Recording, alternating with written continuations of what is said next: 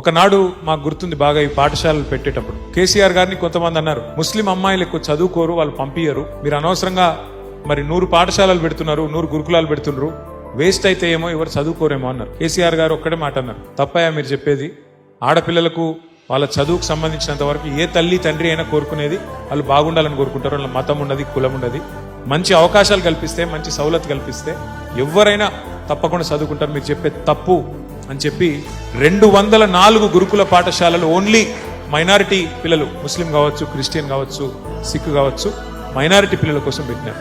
అందులో 100 పాఠశాలలు కేవలం ఆడపిల్లల కోసమే పెట్టి వారిని కూడా ప్రత్యేకంగా మరి కాపాడింది కేసీఆర్ గారు. వాళ్ళు నిజంగా ఈ పిల్లలు ఇక్కడ ధైర్యంగా నిలబడి, మేము మా తల్లిదండ్రుల కళ నెరవేర్చే విధంగా ఒక ఆటో డ్రైవర్ కుమార్తె, ఒక జర్నలిస్ట్ కుమార్తె, ఒక వ్యవసాయదారుడు, ఒక రైతు కుమార్తె, మా కుటుంబంలో నేను మొట్టమొదటి మనిషిని డాక్టర్ అవుతున్నా అని చెప్తుందంటే ఈ ఘనత ఖచ్చితంగా కేసీఆర్ గారికి దక్కుతుంది, వారి విజన్ కి దక్కుతుంది.